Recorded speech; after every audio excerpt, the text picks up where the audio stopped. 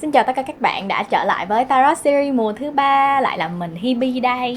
Năng lượng vũ trụ tháng 3 đang kêu gọi mình một điều gì đó nó rất là lãng mạn đó mọi người. Thì mọi người nghĩ lãng mạn thì sẽ có đề cập tới những cái vấn đề gì ta? Nói chung nói qua nói lại thì nó cũng là tình yêu thôi mọi người. Năng lượng vũ trụ tháng 3 đang kêu gọi mình đến với một chủ đề tình yêu đó. Cho nên mình sẽ dắt mọi người đến với một tháng 3 tràn ngập màu hồng nha. Mình sẽ nói với các bạn về chủ đề ngày hôm nay sẽ là tình yêu của các bạn có vị gì. Ok, trước khi vào trận tụ thì các bạn nhớ like, share, subscribe, nhấn cái chuông thông báo luôn nha, để mọi người có thể cập nhật tin tức nhanh hơn. Ok, hôm nay là một chủ đề mới về tình yêu, cho nên các bộ bài mình chọn sẽ có những cái phong cách rất là lãng mạn, dễ thương, màu hồng, tích cực. Chứ chả ai muốn cái tình yêu nào mà cái vị nó chua cay, màu tối quá thì nó lại kỳ nhỉ. Ok, rồi bây giờ mình sẽ trải 3 tụ. Và theo cái cách mình trải bài luôn luôn sẽ là các lá bài của các tụ không bao giờ trùng nhau.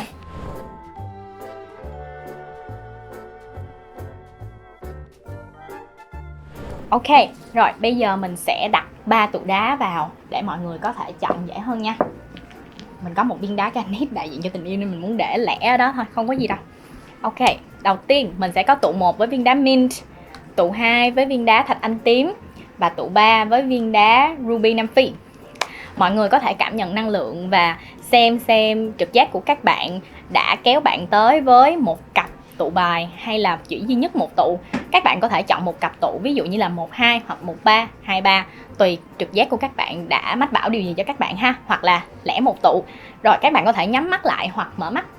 Mình mời các bạn chọn tụ nha. Ok, nếu các bạn đã chọn tụ xong rồi thì Hebe sẽ bắt đầu chuyển qua đọc bài của tụ 1. Và đương nhiên là sẽ có phần xem năng lượng của các bạn trong câu chuyện tình yêu của các bạn qua nét chữ của mình ha. Ok, chào mừng mọi người đã trở lại với tụ bài số 1, tụ bài của viên đá mint. Ok, một màu mint rất là mát mẻ ha, để xem.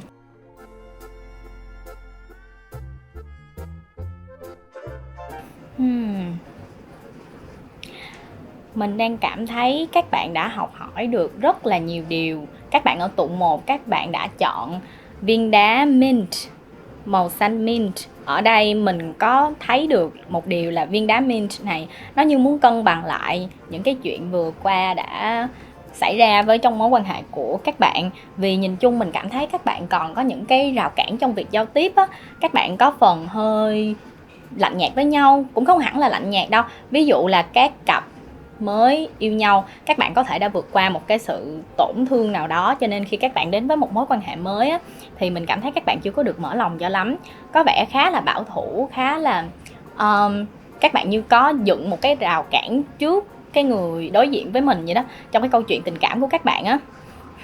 Và mình cảm thấy ở đây á, nếu các bạn là nam thì các bạn có vẻ đang tạo dựng cho bản thân mình một cái rào chắn trước cái bạn nữ của mình á. Và các bạn nữ thì có vẻ khá là im lặng, cho nên mối quan hệ này mình cảm thấy các bạn đã quen nhau qua một chuyện học tập nè, có thể các bạn đã quen nhau qua việc là làm việc nhóm cũng có thể. Vì các bạn nhìn xem, ở đây mình có lá bài 9 gậy, ở đây mình cũng có lá bài High Priestess. Hai lá bài này các bạn có thấy nó có cái sự lạnh nhạt và năng lượng nó cân bằng rất là lý trí luôn không? Mình cảm thấy hai bạn rất là hợp nhau luôn á, nhưng mà không phải là hợp nhau về chuyện tình yêu đâu, không phải là mình nói sẽ không hợp, nhưng các bạn đã đến với nhau do ở đây có lá bài ba tiền, Three of Pentacles, thì các bạn đã đến với nhau trong một công việc làm việc nhóm, có nghĩa là hai bạn đã rất hợp ý với nhau, cho nên đã đến được với nhau và kết nối với nhau. Nhưng có vẻ câu chuyện của các bạn còn khá là mới và những cái tổn thương các bạn vừa mới trải qua. Ở đây mình có lá Ten of Swords, là một lá bài 10 kiếm. Các bạn đã qua những cái tổn thương rồi, cho nên mình thấy hai bạn chưa có mở lòng với nhau cho lắm. Cho nên thông qua cái thông điệp tarot của mình, các bạn nếu thấy nó có những cái chi tiết liên quan á, thì các bạn có thể suy nghĩ lại và mở lòng hơn với đối phương, để cho cái câu chuyện tình yêu của các bạn được cân bằng lại. Như cái viên đá này nè, thì cái vị tình yêu của các bạn có thể nó được thêm một cái phần ngọt ngào, chứ hiện tại mình thấy nó cân lắm, nó như có nhiều cacao trong đó vậy đó, nó nguyên chất lắm luôn á, nó chưa có được thêm những cái vị mới, những cái chất xúc tác rất là riêng cho câu chuyện tình của các bạn ha. Ok, những lá bài tiếp theo Rất là liên quan nha các bạn. Ở đây mình có lá bài Give the love type man need. Các bạn hãy cho đi những cái tình yêu nào mà đối phương đang cần đó mọi người. Có nghĩa là khi mà mình đến với đối phương thì mình có thể suy nghĩ lại người ta cần gì và bản thân mình cần gì, mình có thể cho đi điều gì trong tình yêu. Chứ mọi người đừng có dựng rào cản trong cái câu chuyện tình của mình quá, sẽ làm cho đối phương và bản thân của các bạn khó kết nối với nhau nha. Cho nên mình mong là mọi người sẽ đặt thêm nhiều niềm tin nè, rồi tình cảm vào câu chuyện tình này để cho nó có thể phát triển được tốt đẹp hơn ha. Ok, đúng rồi. Ở đây mình có một lá yin. Ở trong tiếng Trung thì yin sẽ là âm, cho nên là mình cảm thấy ở đây năng lượng của các bạn nữ khá là nhiều nha. Các bạn chọn tụ 1 có thể là nữ, hoặc là các bạn có thể là các bạn LGBT nhưng mà thiên tính là nữ cũng có thể. Vì mình cảm thấy năng lượng này nó hơi thiên hướng là mang năng lượng âm nhiều cho nên các bạn có thể nếu được thì cân bằng các mối quan hệ là các bạn nữ hãy lead trước. Do mình cũng đã nói ở trong tụ bài số 1 các bạn nam đã dựng rất nhiều luôn tại nó lên tới 9 gậy lần. Các bạn nam có vẻ dựng khá nhiều rào cản cho các bạn, cho nên là hãy giúp các bạn đó buông bỏ những cái rào của các bạn đó xuống ha. Ok, tiếp theo mình cảm thấy nếu mà cái kết quả của những cái việc này, những cái việc thay đổi lại để cho mối quan hệ có thể hòa hợp được tốt hơn nè, thì mình có thể cảm nhận được một chuyện là cái sự nhẹ nhàng trong tâm hồn sẽ tới với hai bạn nhiều hơn. Hai bạn sẽ để cho nó go with the flow, có nghĩa là các hai bạn sẽ có thể để cho cái chuyện tình cảm này nó diễn ra theo một cách tự nhiên nhất, thay vì là các bạn lý trí suy nghĩ coi phải làm như thế nào, như cái cách các bạn đã làm việc nhóm với nhau. Nhưng mà đây là câu chuyện tình yêu chứ không phải là chúng ta làm việc nhóm với nhau nha. Cho nên mình cảm thấy cái vị sô-cô-la của các bạn sẽ nhiều màu sắc hơn, cũng như là trang phục của cô gái này đang mặc nè mọi người. Mình cảm thấy câu chuyện của các bạn sẽ được nhiều màu sắc hơn, và cái vị của nó cũng có phần nhẹ đi cái phần vị cacao đắng mọi người. Có thể là nó sẽ được ngọt ngọt hơn chút đó. Cho nên là mình mong nó sẽ không cần phải đi quá nhanh, tại vì cái việc gì quá nhanh cũng không tốt, cho nên là cứ từ từ chúng ta thay đổi dần dần.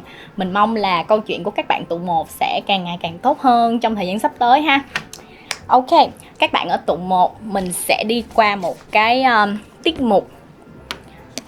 Ok, các bạn ở tụ 1 mình sẽ đi qua cái tiết mục chữ viết ha. Ok, mình đã chọn được 2 cái từ chủ đề chính để mình viết xem năng lượng của các bạn.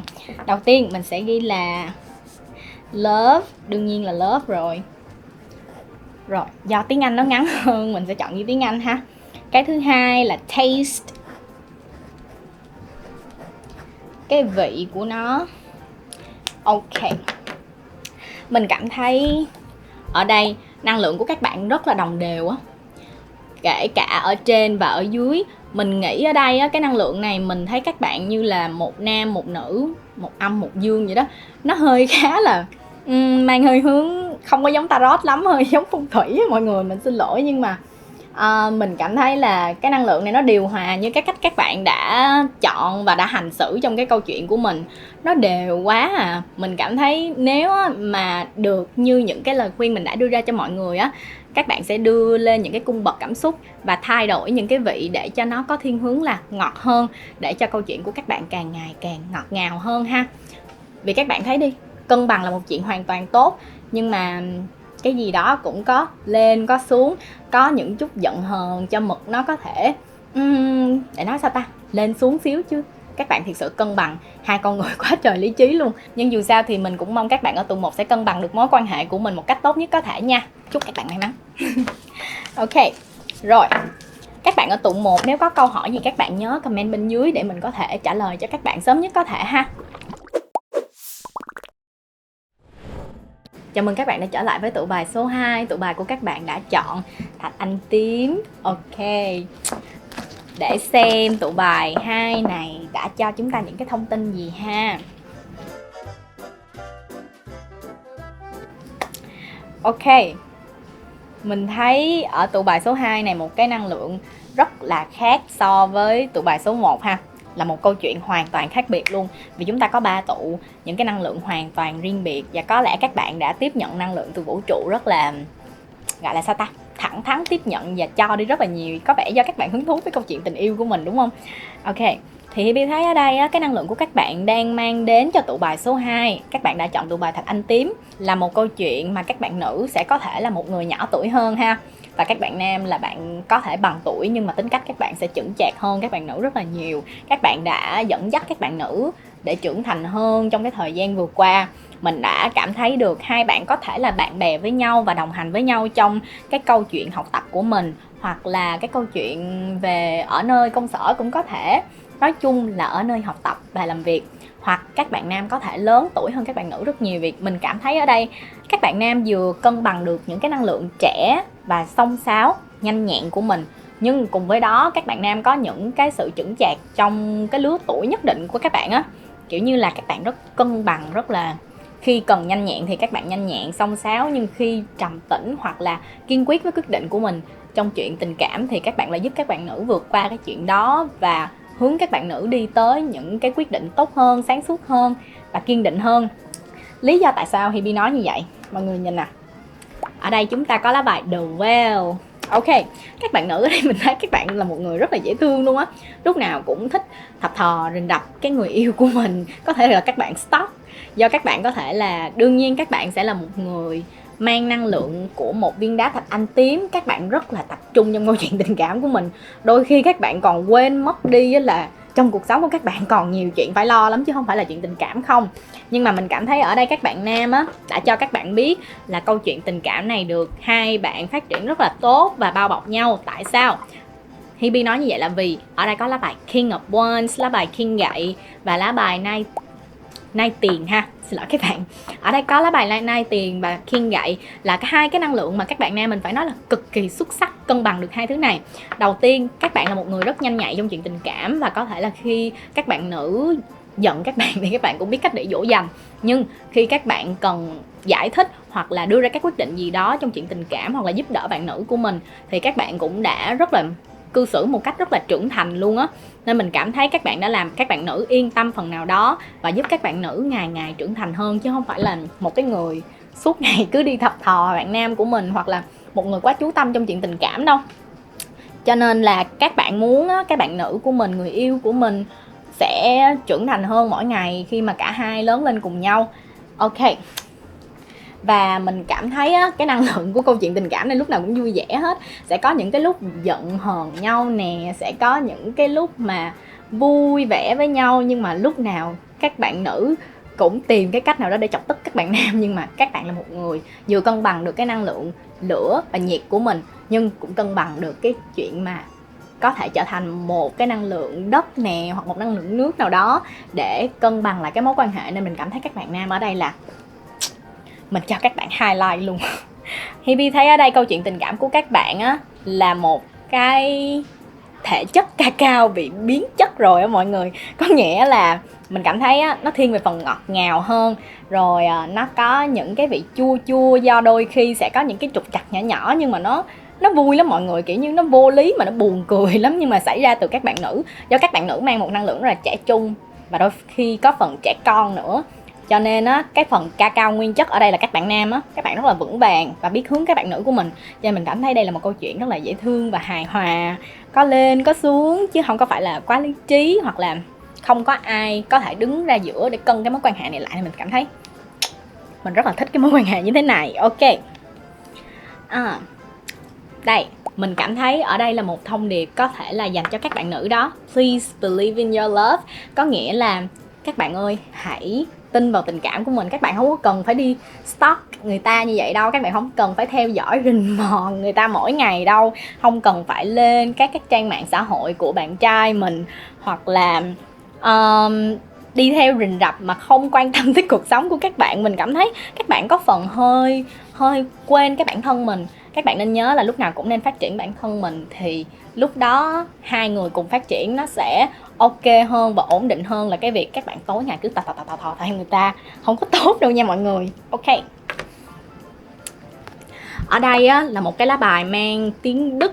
Mình sẽ không có nhìn cái nghĩa của nó do cái cách Hibi cảm bài thôi. Thì mình cảm thấy ở đây á, người nam á luôn luôn là một người biết dẫn dắt bạn nữ của mình trên cái con đường tình cảm, câu chuyện tình yêu của các bạn. Nên mình cảm thấy cái trải bài này nó rất là suôn sẻ nè, và nó rất là kết nối với nhau, bền chặt với nhau luôn. Nó vừa lên nè, vừa xuống nè, nó có vừa lửa vừa đất, nó rất là hài hòa, mình rất là thích. Và ở đây mình cũng có một con số 11, một con số rất là tâm linh. Ok, ở đây mình có by the book. Mình cảm thấy các bạn nam ở đây đã làm cho các bạn nữ có phần trưởng thành hơn. Các bạn đã trở thành một cái con đầu đàn trong cái chuyện tình cảm là một người đi dẫn dắt bạn nữ của mình, dẫn dắt cái câu chuyện tình cảm của mình đi về đúng hướng. Khi mà các bạn có cãi nhau thì các bạn nam cũng có thể là làm hòa, giải thích, nhưng mà không phải là cần sử dụng những cái lời nói mà đắng cay đâu. Nên mình lúc nào cũng nói nó có chua thôi chứ không có đắng nha. Nhưng mà các bạn là cacao nguyên chất số 1 luôn. Ok, mình có lá bài số 12, Connect with Fire. Mình cảm thấy bạn nam luôn luôn mình có những cái lời khen có cánh trong tụ bài số 2 dành cho các bạn nam nha. Và ở đây mình cũng khen các bạn nữ vì các bạn luôn luôn biết cách gắn bó với nhau và có một cái năng lượng lửa luôn luôn hừng hực trong cái câu chuyện tình cảm. Các bạn luôn luôn nó được sưởi ấm, nó được luôn luôn cái nhiệt nó được nâng cao và giữ vững, do bạn nam luôn là người biết vừa dẫn dắt và vừa cân bằng cái mối quan hệ này. Cứ cái đà này mình cảm thấy cái câu chuyện này sẽ mang lại một cái giá trị về mặt cứ cái đà này mình cảm thấy cái câu chuyện tình cảm này sẽ mang lại những giá trị về mặt tình cảm, sẽ nuôi dưỡng tâm hồn cho các bạn nữ được trở nên trưởng thành hơn nè, cân bằng hơn nè. Rồi các bạn cũng có những cái bài học và cách nhìn nhận mới về chuyện tình cảm của các bạn. Còn các bạn nam thì luôn luôn sẽ trở thành một người rất là điềm tĩnh và giúp bản thân các bạn có thể rèn luyện được cái sự nóng nảy của các bạn. Dù các bạn có nóng nhưng mà vì người khác các bạn có thể kềm lại. Nên mình cảm thấy câu chuyện này làm hai bạn lớn lên vì nhau và trong nhau luôn chứ không phải là các bạn phát triển ngoài ra đâu. Ok, để mình viết chữ cho tụ bài số 2 nha mọi người. Vẫn là hai từ love and taste. Ok, tụ bài số 2 love and taste. Tụ bài này dễ thương quá.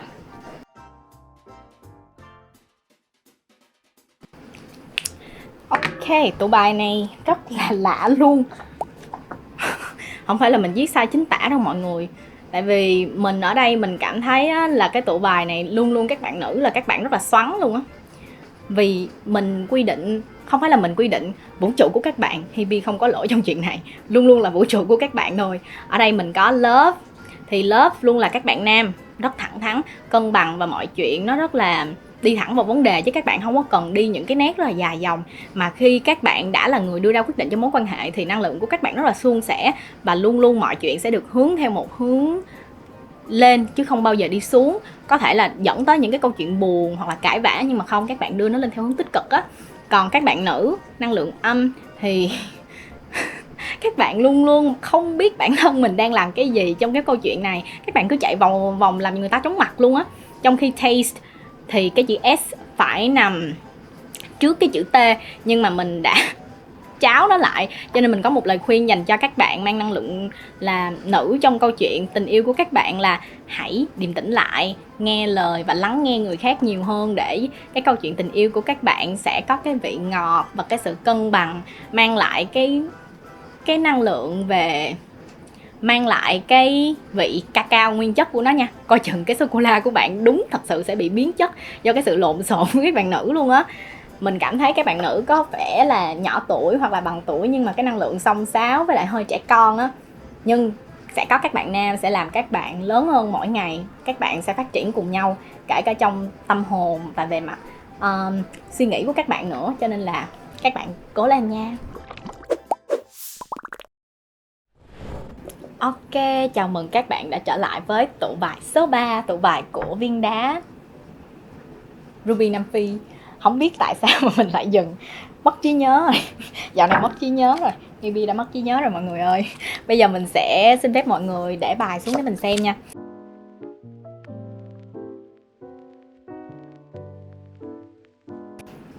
Vừa có ngang, vừa có dọc, có chéo luôn, đầy đủ các yếu tố. Mình cảm thấy năng lượng của tụ bài số 3 nó rất là cân bằng, nhưng mà giống như là một cái sự dàn xếp vậy đó. Tại sao? Thì mình cảm thấy khi mà nhìn vào cái trải bài tarot của các bạn á, mình cảm thấy có ông Mai bà Mối ở đây mọi người. Mình cảm thấy hai bạn là những người có thể ở xa nhau, một cặp đôi đang du học, hoặc là một cặp đôi có thể được hai bên gia đình ba mẹ là bạn với nhau, hoặc là có quen biết gì đó, cảm thấy hai bạn hoặc là con mình đang cô đơn quá rồi, tới tuổi trưởng thành, tới tuổi phải có bạn trai bạn gái rồi, nên mọi người được giới thiệu á, chứ mình không thấy hai bạn tự tìm tới với nhau đâu. Hoặc là hai bạn đã biết nhau qua một cái ứng dụng hẹn hò nào đó, và cái ứng dụng đó chính là người mai mối của hai bạn đó. Ở đây mình có lá bài 6 tiền.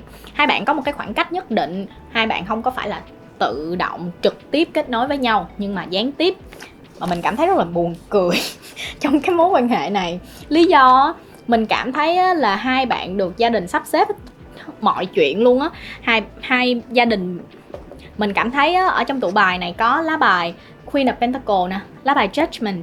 Mình cảm thấy phụ huynh, cha mẹ của các bạn khi mà có xung đột hoặc là những cái vấn đề gì đó các bạn cần phải quyết định, mà phải có sự lựa chọn của hai bạn, do hai bạn là nhân vật chính trong câu chuyện mà. Nhưng mà mình cảm thấy các bạn đã chọn tụ bài số 3, tụ bài của Ruby Nam Phi á, như là một cái sự quý phái trong cái tên của Ruby Nam Phi vậy á. Hai bạn được gia đình sắp xếp không thiếu một chuyện luôn. Hai bạn được có thể là, nếu mà nói trong cái phần trường hợp có ứng dụng hẹn hò, ứng dụng đó đã set up cho các bạn, đã tạo dựng những cái nền tảng cơ bản nhất về ví dụ như là gặp ở đâu, nếu mà gặp thì phải đảm bảo những yếu tố nào đó, chứ không phải là hai bạn tự nguyện đến và trực tiếp nói chuyện với nhau và phát triển tình cảm lên đâu.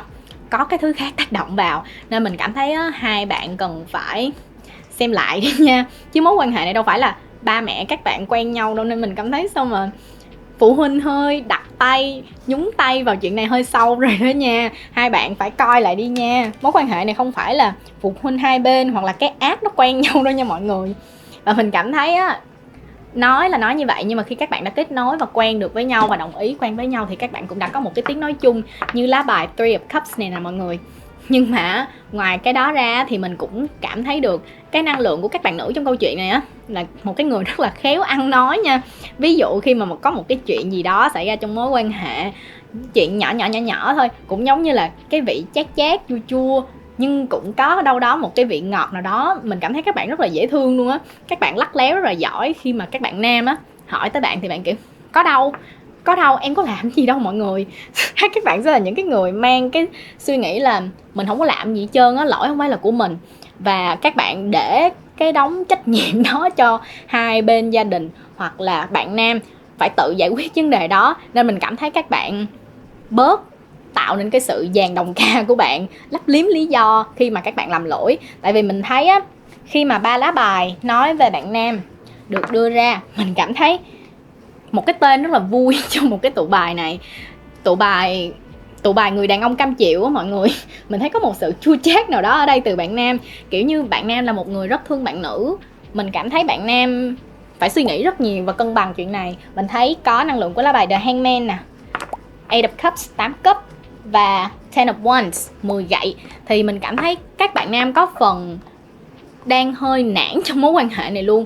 Vì các bạn phải suy nghĩ quá nhiều và phải đưa ra các giải pháp cho mối quan hệ, khi mà các bạn nữ trốn tránh kiểu là cái chuyện này không phải là lỗi của em, hoặc là cái chuyện này em làm thì như vậy cũng gì tốt cho cả hai, hoặc là các bạn nam đang cảm thấy tại sao có một sự bắt ép nào đó trong mối quan hệ.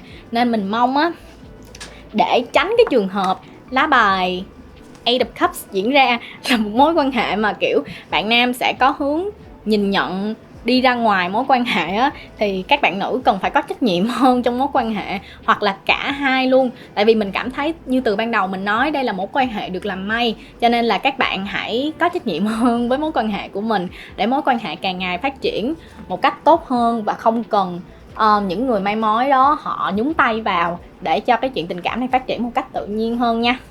Cho nên mình cảm thấy cái vị ngọt á hơi ít, nhưng mà nó vui thiệt. Đây là một câu chuyện cực kỳ vui nhộn luôn mọi người. Mình không hiểu sao nhưng mà nó giống như là một bộ phim tâm lý xã hội mọi người, không hiểu thật sự. Ở đây mình cảm thấy có một lời khuyên từ những lá bài Oracle là propose what you want. Mình cảm thấy các bạn nam á, đừng nên yên lặng quá nhiều, hoặc là các bạn nữ cũng vậy. Các bạn hãy nói lên những cái điều mà mình muốn trong cái mối quan hệ của cả hai, thẳng thắn chia sẻ với nhau. Nên mình cảm thấy hai bạn còn tránh né nhau nè. Bạn nam thì nhịn, bạn nữ thì né cái việc nhìn nhận vấn đề. Cho nên là thẳng thắn hơn nè, rồi nói cho người ta biết là mình muốn cái gì, thành thật với cảm xúc của mình hơn nha. Không cần phải lý trí, cũng phải đặt bản thân mình vào người ta nhiều một xíu để suy nghĩ nha. Các bạn nữ lanh quá trời luôn. Cái tụ bài này mình cảm thấy các bạn nữ cần phải dịu dàng hơn, phải biết nhường nhịn người ta hơn, đừng có lấn lướt người ta quá, để khi chuyện gì xảy ra người ta còn có cảm giác là mình là một cái bờ vai cho bạn nữ dựa vào. Chứ mình cảm thấy các bạn như kiểu superhero vậy á.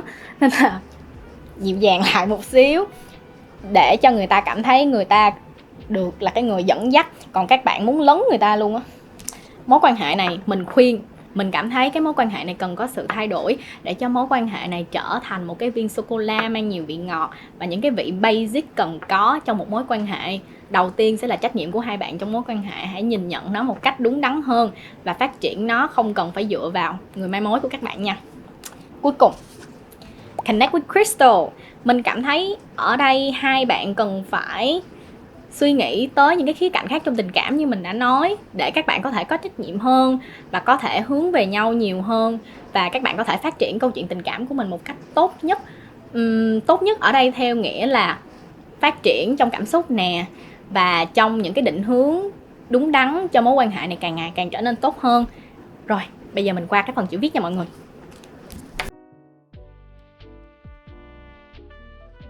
Quái lạ, thật là quái lạ.